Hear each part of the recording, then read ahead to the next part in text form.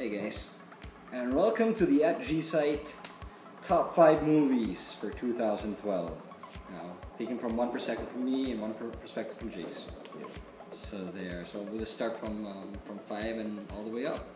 Although I'll include an honorable mention. Yeah, me too, man. Because it's tough. It was a great year for me. It was a good year. For It was a Very great good. year. I mean, there was so much.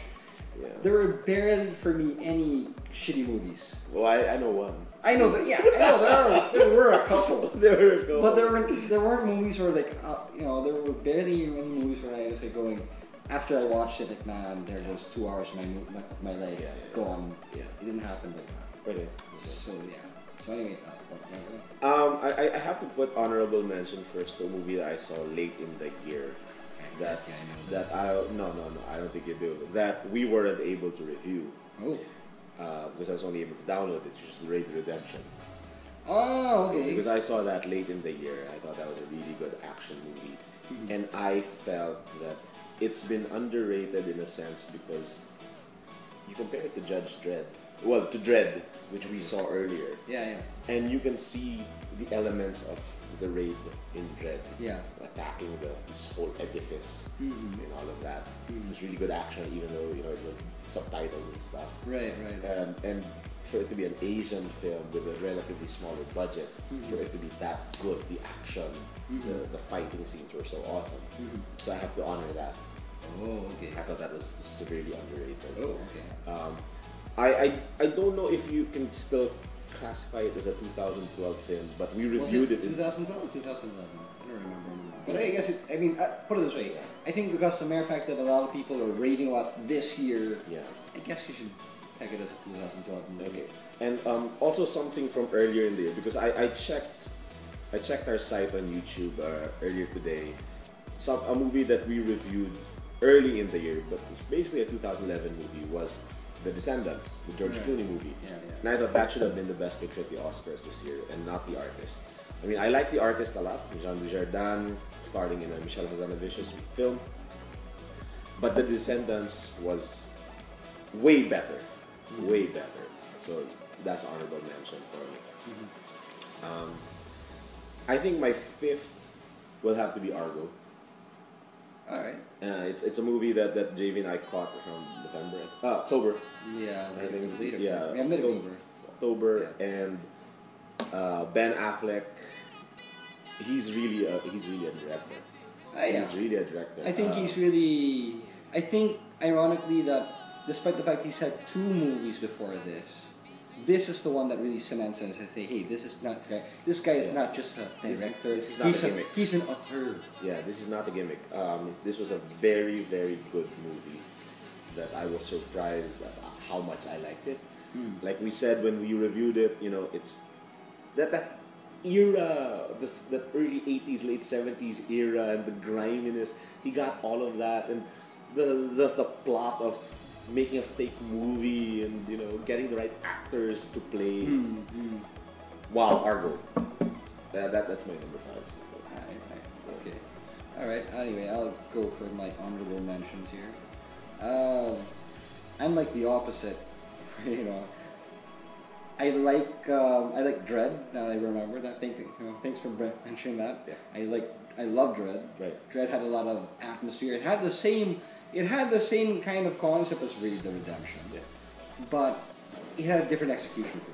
It wasn't like all out action. This was more gunplay more than anything else. But like I guess I like the attitude. Right. I like it's a Karl shame. Urban not taking off the mask. Yeah. Crucial. Definitely. And it was just such a fun movie. Yeah. It's sad that it was like really underrated, didn't make much money at all. Yeah. It's a shame. Yeah, that and Breaking Dawn. man, that was like that kick ass. I gotta say that 2012 is the year that I really wish Kristen Stewart would just stop making movies, because she made that crappy second Twilight, 4th Twilight movie, and she made the worst movie of 2012 that I watched, which was Snow White and the Huntsman. So screw you, Kristen Stewart. She's being. I mean, you screwed that director. You betrayed Robert Pattinson. So fuck that. Yeah. Anyway, well, honorable mentions for me really are Ted. I love, I think about Ted was like one of the funniest movies I've seen this year. As much as I'd really like to put it in my top five, the one thing I know about comedies for me is that in terms of replay value, it always like it's law of diminishing returns. Yeah. So the jury's still out because I haven't really watched it again, so I can't really say. But yeah, I had a fun time when I watched that movie. Yeah. So I'd rather wait. Other than that, Amazing Spider-Man. I really liked it. I liked it better. I like it more than the old Sam Raimi films. Yeah. But I watched it again on video. I don't know, something for me doesn't seem to hold in certain parts. Okay. I mean, there's some great scenes in that movie, but not everything fits well together. Right. I think there's a lot of really a lot of editing that was done.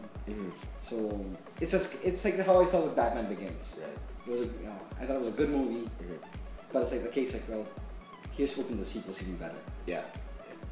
Oh, I have another honorable mention before I put Argo at my number 5. I have to put in a movie that I thought would not be shown in cinemas, but I was so happy that it made it, and that is Rurouni Kenshin. There you go. That's what I was thinking you're going to mention.